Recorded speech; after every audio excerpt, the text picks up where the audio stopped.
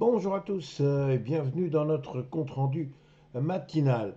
Alors, incroyable mais vrai, on commence à se rappeler qu'il y a un conflit entre l'Iran et les États-Unis et que malgré les belles promesses, les belles certitudes, eh bien à ce jour, il n'y a toujours pas d'accord et il y a toujours un détroit d'Ormuz qui est complètement bloqué. Et donc, nous avons un baril de pétrole qui fait du yo-yo. Alors, s'il y a un petit espoir, ben forcément, le cours du Brent baisse. Mais si on s'aperçoit que, oui, ma foi, il y a atermoiement, eh bien, le baril de pétrole remonte et on a là une magnifique boussole. Alors, pourquoi je dis qu'on se préoccupe des trois d'Ormuz et puis plus particulièrement du conflit Iran-États-Unis? Eh bien, tout simplement parce que on va voir que le SP 500 a décidé de marquer justement ce conflit et il y a une petite pause. Alors, est-ce que c'est un début?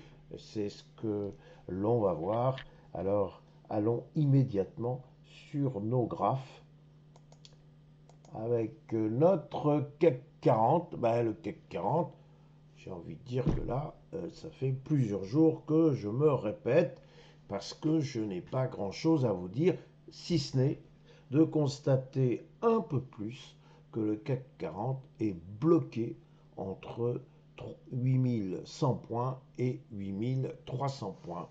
Donc j'ai titré que c'était un entre-deux, je pense que tout le monde est d'accord. Alors vous voyez, on a un petit peu de vert, un petit peu de rouge, un petit peu de vert, un petit peu de rouge. Donc hier, bah, c'était plutôt une baisse, c'était moins 0,71% avec bah, quelques prises de bénéfices sur les semi-conducteurs. On ne sait pas trop à quel sein se vouer. Donc après une séance haussière, une séance baissière qui détruit quasiment toute la hausse de la veille. Nous en sommes là. On va dire bah, aujourd'hui ça peut repartir un petit peu à la hausse, pourquoi pas.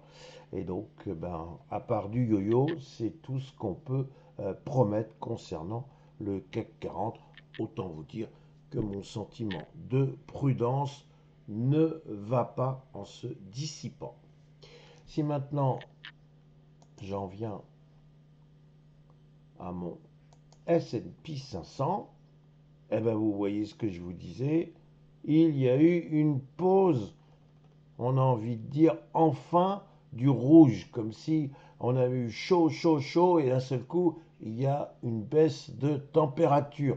Vous voyez que ma métaphore avec la météo est peut-être bienvenue, parce que c'est très exactement ce que l'on ressent actuellement. On a un peu moins chaud, on est limite d'avoir un petit peu froid. Et bien là, sur le S&P 500, c'est un peu la même chose, parce que là, c'est une baisse de moins 0,74%.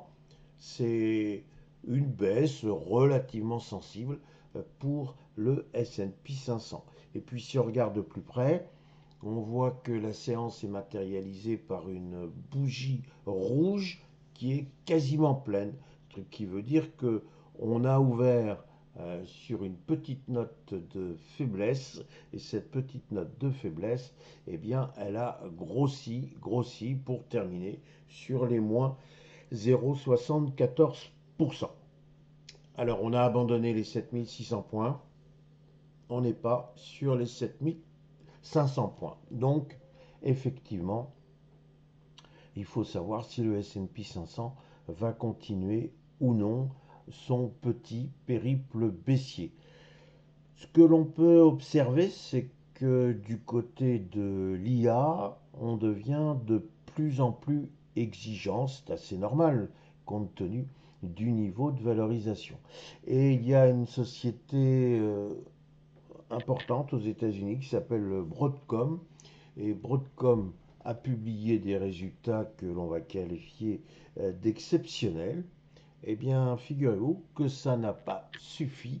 La sanction est tombée, moins 13%. Boum. Voilà. parce que, encore une fois, là vraiment, on veut du super, super, super résultat. Et si on ne l'a pas, eh bien, on marque immédiatement une déception. Aujourd'hui, nous aurons l'enquête ADP, donc on va voir ce que ça donne en termes d'emploi. Et puis, eh bien, c'est demain qu'il y aura les chiffres officiels de l'emploi. Donc là, c'est priorité sur l'emploi. Et donc, effectivement, il faudra savoir si la Fed, lors de sa prochaine réunion, va ou non promettre une baisse des taux. Ça paraîtra un peu incroyable, ce sera plutôt du statu quo, mais peut-être qu'il y aura quelques indications données sur une possibilité de hausse des taux compte tenu d'une inflation qui est quand même jugée encore très préoccupante.